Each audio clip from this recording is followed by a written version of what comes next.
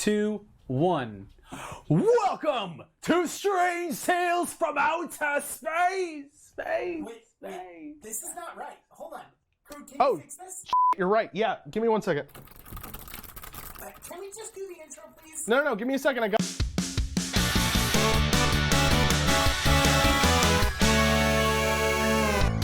It. We're good.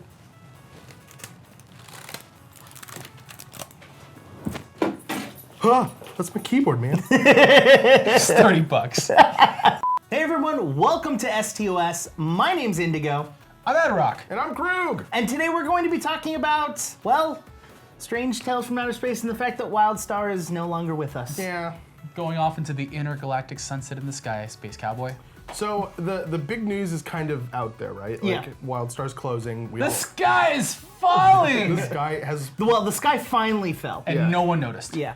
So we thought we'd take some time to like pay homage to the game because Absolutely. it did a lot of stuff for us and just kind of talk about our experience with it and bid it farewell. So for most people that don't know, which is probably about 98% of you, the only reason that any of this exists is because of Wildstar. I got into it and I ran into, through a friend, I met Indigo. And I said, I got an idea for a podcast. Okay, cool, I got this idea. And they said, I got a friend. And it ended up being Krug.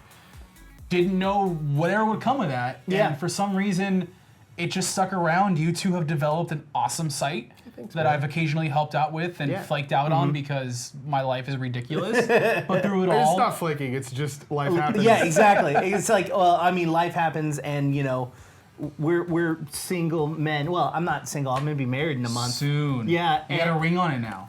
Not yet. But going back to it, it really does come down to the fine folks at Carbine that we started off as fans. Yep. We got to talk to a bunch of them, like Tony Ray and Dee Dee Hollis, Cadium.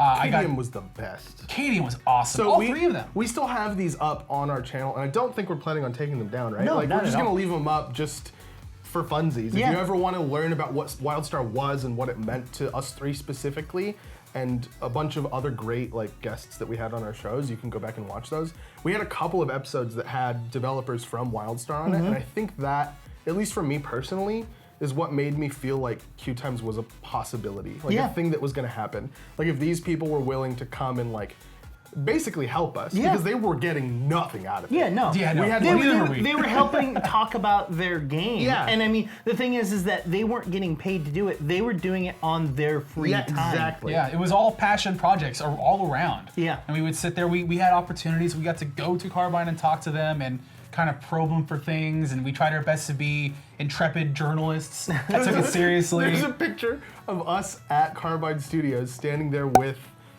Phineas. Remember Phineas? Phineas T. forgot- Rotostar. T. Rotostar, there it is. And it's the two of you and then me in my work clothes. Yep. To which you said, quote, "It was the only nice thing I have." And nothing's changed. I'm not good at lots. But frankly, it's weird. Like, we haven't played the game, at least I haven't played the game in several months. The Same. Steam launch, Yeah. I kind of opted out after that. We've actually detailed why we stopped STOS and why we all personally stopped playing the game in the last episode. And I'm assuming we've all tried to go back in here and there. Yeah, I've definitely popped in every once in a while, and like especially when they did the big update with how like they had like a point system basically where you could get like these runes and put them. Yeah, they revamped the way amps. Yeah. Remember amps? Yeah. Was Yeah. that the right word? Yeah, that was They it. revamped the way amps worked. And I popped in And I after popped that. in after that. And I played it for a little while, but like I felt like I was so behind, and I didn't know anyone in the community anymore. And like I had a max level character, but like then I had to basically Relearn start how to play. Yeah, exactly. And so it was really difficult for me to go in. And I personally stopped when free to play happened. Like free to play happened, and I was like, okay, well, I don't need to pay a sub anymore, so I'm not going to. Yeah. I have no interest in the cash shop, so I'm not going to be spending any money. And so like I just basically lost my like personal investment into the game. Yeah, it wasn't a knock on the developers. No. There are personal thoughts on certain behind the scenes things that I don't think we want to go into that much. but we did always have an appreciation for the homegrown community. Oh, yeah. The Black Dagger Society, and everyone we met through there. awesome. Das Moose Gaming. We met the Orange Hat. Yep. All sorts of awesome people. Neo Shadow Zach, we Hatter? met through them. The Orange Orange Hatter, I Hatter. apologize. But it was like this siren call. Every Yeah. time we'd play a game, we'd make a random joke. Oh, we just go back and play Wildstar. And we kind of went, we should go back and play Wildstar. Yeah. And I always did that. Like the next day, I'd reload it. I had to re-download the game, repatch it, and I played for about half hour, and I loved it because it reminded me of some of the good decisions that the game made that I hope other games pick up. The telegraph system, while a giant, cluster in giant PvP zones and Yes. small skirmishes, was some of for my, PvE, the telegraph system was genuinely and I'm saying this knowing that people are going to be like, but what about Mara? The best implementation of MMO combat, hands down, across time. World of Warcraft, times 1,000. It's well, this one's more like Terra and games like that. But where it's also more Terra. Literally, the telegraph system was the best.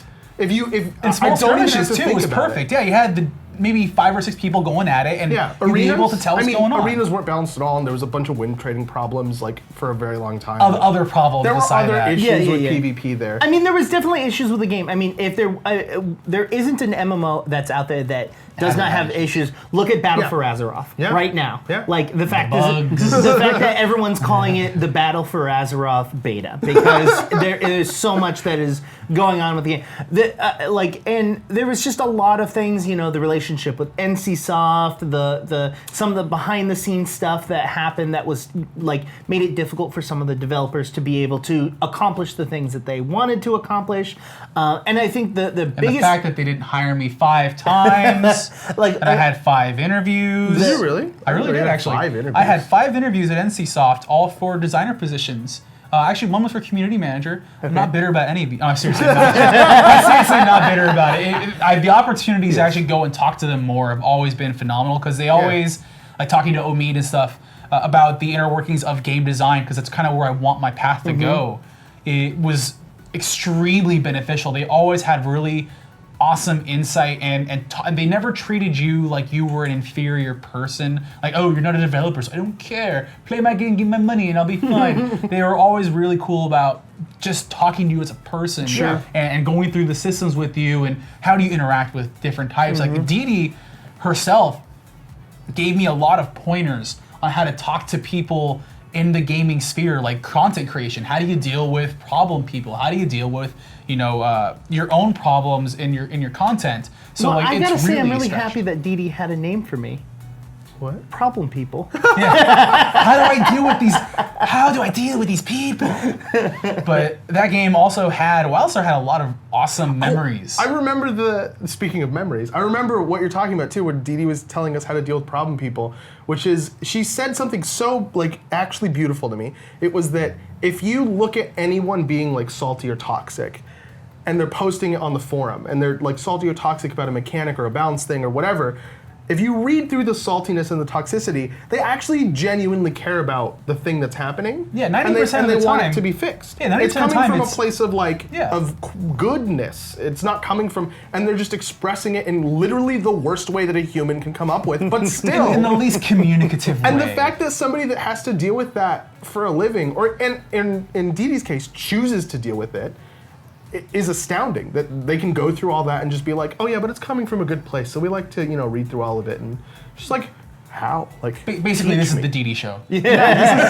Appreciating Carbine. Well, and then the thing is with the closure of Carbine Studios Yeah. and NCSoft cutting Wildstar as a whole, there were 50 people that were working at the studio at the time. NCSoft did say that they're going to try to get as many of those people working on Migrating. other projects that they have. Yeah. There was conversation, and I don't know how true it was, that Carbine at the time was working on another game, and that's why yeah, a there large was. a large portion of those employees were still working there, because that didn't make sense to me. It's okay, after the free-to-play thing didn't push the game to the next level. Why is the team still slightly growing? Exactly. Why are they hiring people? Why isn't it constantly reducing over time, since it's basically in maintenance mode? You don't need 50 employees to make sure the servers don't shut down. What I kind of hope happens with the world of Wildstar, the lore they've built, is that maybe NCSoft will let them go into an episodic single-player adventure. They have the strange tales that happen in Wildstar. Why not let you take control of these kind of characters? I'm just kind of going nuts, but that's something way far off. I was thinking about memories, though. There's two that really stick out in my mind. One was because of the system, how flexible their system was. They had a eight ability system, and it allowed you to tweak it around. And my favorite memories of playing that game, and all of gaming actually, was the days that where you and I, Crew, when you couldn't get on, we would just put our hotbar of all utility and healing spells, and we would go into a PvP zone and never hurt anybody. It would all be displacements, it'd be invisibilities, it'd be stuns, and we did it for like... The passive play style? Yeah. The best play style. How long can we last? It makes sense why you did it when I wasn't there. But we scream at us. But it would be like a 15-minute thing where we'd have like 8 different people from the other side trying to kill us, and we're laughing because we couldn't. This was near the beginning of the game before free-to-play and stuff like that, when some healers were still bonkers OP. Like a medic could walk into the middle of a fight and just spam heals around and not die. Yeah, and I had a spell slinger, which with was no positional awareness whatsoever. Yeah, and I had a spell slinger, which is all about just being Nightcrawler. So you and I would just bamf everywhere. We'd stun people, and you could tell they're gonna kill us, and so we would just like laugh and run away. And things like spell slinger really tanking were always super fun to me. I think one of my other favorite memories was some of the bugs were really funny. Like there was one warrior bug where you could literally in PvP go around and one-shot people, and it was for I don't remember how long it was there for, but it was a substantial enough time for people to get footage of it and put it on YouTube and have it not be like this elusive, like, sometimes there's a bug and there's only one recording of it and you have to like find that one video. That wasn't this. This was pretty prevalent. This is there was a medic one too. There was a medic one too Yeah. where you could, with a builder, like an ability that you can cast indefinitely. it was the Cascade Builder, yeah. Yeah, deal infinity damage. Like it was insane. Some of those bugs were hilarious. Fun times. Well, I mean, as we move past memories, and I think the best thing to do is kind of see who have taken some of the aspects of Wildstar and moved it forward. One of the key ones I would say is definitely World of Warcraft. They've taken 2 really key things. One, I feel that the Demon Hunter was directly made around Double jump. the Stalker. Well, yeah, not just the double jump, but like the Stalker. The abilities in general, aside from the invisibility. Like the rogue-esque tank build. Yep. You know what I mean? Like Yeah. the fact is that the Demon Hunter was a rogue, and it basically because the Stalker had an ability where you would flow out these like nanobites that would like hurt people, and then you'd pull them in and heal you. Yeah, the Demon Hunter hits people, and purple orbs come out, and then you collect them and heal yourself. Yeah, because I don't play Demon Hunter tank, and I never played the Stalker and Wildstar, But I play both of them. But you played because both of I them did too, yeah. And they're both basically self-heal tanks, as opposed to like I mitigate damage with armor or I have too much health. The thematics are incredibly similar. Yeah. I really hope that other developers do take more from a game like this and some of their theories and like practices. the telegraph system. Take the telegraph system. The other thing that I don't know the flexibility. legality behind that. Don't sue me. The other thing that World of Warcraft has changed is in Battle for Azeroth, when you die, the angel that's there, Oh yeah. while it used to just be silent, now makes fun of you. Samdi is the taxi driver. Yep. And the caretaker rolled Yep. into one. Yeah, Which is exactly. why he's awesome. Yeah, and I just like, wow, just wow. And then Other games also are taking stuff from it. I really hope that more games take more from pick the corpse, guys. It's not going anywhere. It's just gonna rot.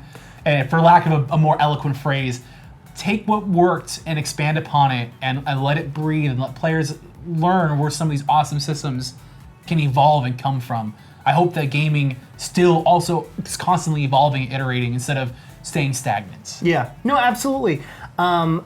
You mentioned it today, the League of Legends video. Oh yeah, their new Odyssey PvE thing is pretty much Guardians of the Galaxy and Wildstar's intros and characters and theme and tone, and just had a love child. Literally, Jinx looks like the redheaded engineer from those like intro videos. Malphite is a Renok. Yeah, like all of those things were. all of those things were Didn't make the Malphite Granite connection though. That's clever. Like Just more grunty. that entire thing was literally like, I would like to say that it's not necessarily them stealing or them pulling ideas. Homage. I really do feel like it's an homage. Like I think, like I'm pretty sure Riot and Carbine are No one decently will close. ever say on either side. No. But I'm saying like they're close No, enough. they're that, physically close together, right? They're both Aliso near. Viejo, West LA. Riot has a studio in Irvine, don't they? No.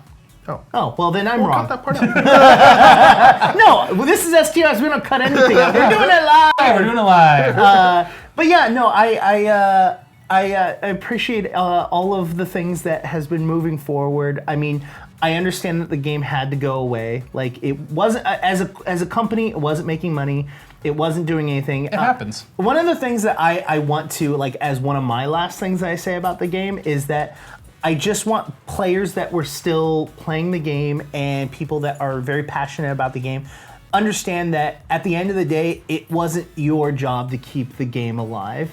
And I feel like a lot of people feel like It's a personal thing. it's a personal thing, or that they didn't do enough, or whatever that it's my fault thing. It's not. You gave it the love you could. You gave it more love than any game I've ever seen. I've never seen a community ever give the amount of love and attention. Like Yeah, small community with the largest heart, for lack of a less Yes, They're gonna go kicking and cheesy screaming. term. They're gonna go kicking and screaming into the night. Yeah. It's gonna be hard to find a game that has enough of what Wildstar gave that worked. Oh yeah, no, I don't think, because there's no game that's gonna that has housing anywhere near this. Like the closest thing that I've seen is Crowfall is trying to have a housing thing where you can build stuff, but it is nowhere near what Wildstar brought. Yeah. At least not yet. Crowfall's still pretty early. Like Yeah. maybe with this they'll be like, oh, this is our opportunity to take what Wildstar had and put it into Crowfall. I don't know. I don't know what they're. At least from what I've been following, no. Probably it's not. not. not a To kind of continue that thread as we kind of wind down, Yeah. is there one thing you hope survives the sunset? Like for me, I like the idea of that flexibility and alternate play styles. Sure. Where people seem to pigeonhole classes. I know it takes a lot of work to make this variety that they had accomplished Mm-hmm. in Wildstar, but to let that breathe and let players really have that fun of like, I don't want to hurt anything at all. I just want to run away and have fun and mess with people and range tanking. And range taking. I'm never going to play another MMO. Period. Done. End of episode. But I'm never going to play another MMO and not think about the telegraph system while I'm playing it. Sure. I'm never going to tab target something and think, well, I guess this is better somehow than the telegraphs. No, there's no way that tab targeting will ever come close to replacing telegraphs. Telegraphs was beautiful. And whoever the came up with that, you're a genius.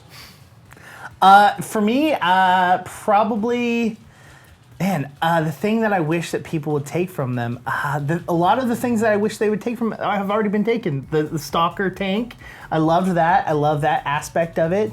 The humor, like that is so important. Like Yeah, a lot of that's MMOs super take true. themselves too seriously, and having that level of humor and allowing to be a little bit slapstick sometimes, I But think still get the gravitas. exactly, is still very, very important. If you haven't, check out some of the lore stuff wherever you can in that game. It's for as wacky fun, yeah, it is. It's got some mess up stuff in there. Yeah. And on that note, Sorry, you were talking about lore again. Sorry. this is the last time you'll ever hear about these strange tales from outer space. So that being said, my name's Indigo. You can reach me on Twitter at IndigoQT. Man, that's a throwback. I'm AdRock. You can find me on Twitter at AdRockDraws. You can get me on Twitter at KrugQT. You can also get both of us at the same time, the two of us.